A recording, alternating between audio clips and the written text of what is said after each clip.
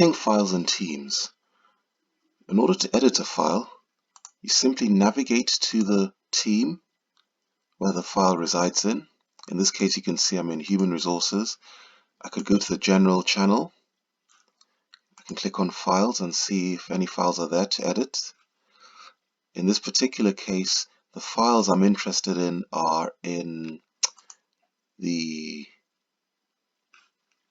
Procedures channel, I beg your pardon. Yes, that's where I put the files in last time from the previous lessons. So in order to edit a document, a file in Teams, you just navigate to the location of the file, select the document, and then you click on Open. Now you've got three options. You can open in the browser, open in the app, or edit in Teams. For the purpose of the demo, I'm going to do edit in Teams. Typically, most users tend to select the open in the app because what that does, it'll bring you all the functionalities that Microsoft Word offers, whereas opening in a browser and editing in Teams has a lot of features, but not all of them. So it just depends what you want to do. Typically, if you're wanting to, edit page out loads of pages, then I would select the open in app option. If you're just kind of topping and tailing, adding a few sections, then either open in the browser or edit in Teams. Obviously, with edit in Teams, the document opens within the Teams interface. So from a user experience, you're in the same page, and it opens within the framework of the Teams interface. So I'm going to select this, edit in Teams. And you can see there's the document. It's opened up. I'm still within Teams. I can see the Teams features on the left-hand side, chat, calendar, etc., and the scroll bar on the top. And once you're in here, it's simply a case of just typing away.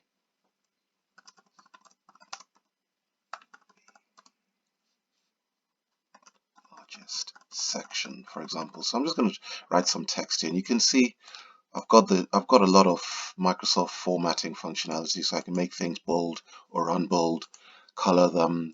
The font format editor is available, which is great.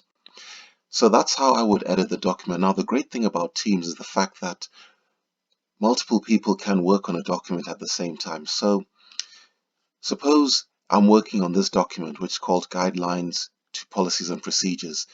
But it's in a team, so I want other people to work on it. Now, if you think of the pre-Teams era, you would email the document to someone, to your colleague, he would work on it, then he'd email it back to you, or email it to the next person, and so on. So that document would travel to the various editors using Outlook. And you can imagine how difficult that is to track once you've had several people editing the document before it comes back to you. Now, the great thing of Teams is that multiple people can work on a document at the same time. So that's what I'm going to do now. So I'm in this document here. My colleague, Thomas Edison, if you remember from the previous lessons, he's also a member of the Human Resources team. So he's going to also go to that document and edit it. So it's on another screen, you can't see it, but what you will see is what happens when someone else opens a document that you also have open.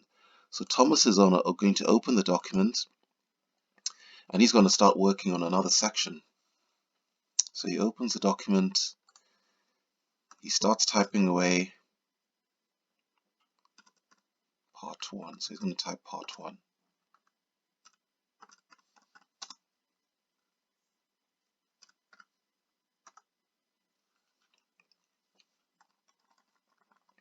And there you have it. You can see two things have happened. Firstly, I can see Thomas Edison is on that line of the document because when I hover over the icon, I can see his name there.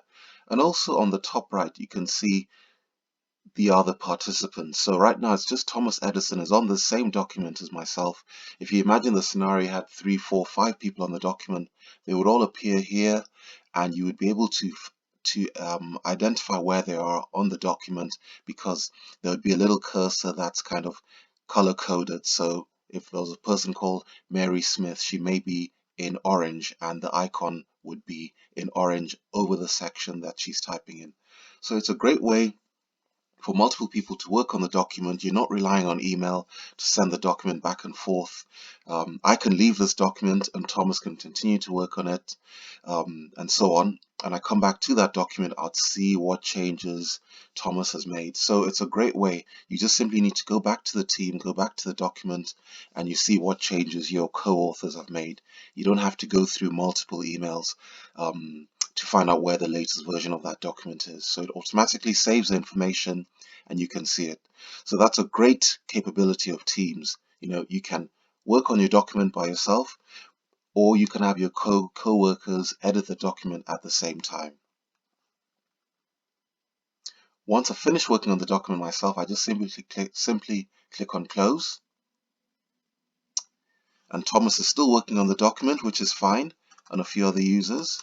So let's say Thomas continues to add a few more comments, like part 2, part 3. So he's done some more editing. I go back to this document, clicking on the document here, or I could also double click on the document. Either way, that's how the document will open, and those are the additional sections that Thomas has added.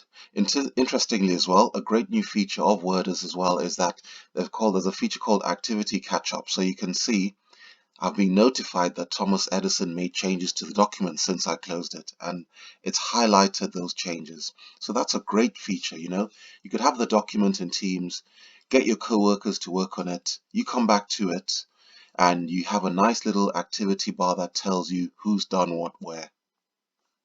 So that's really good.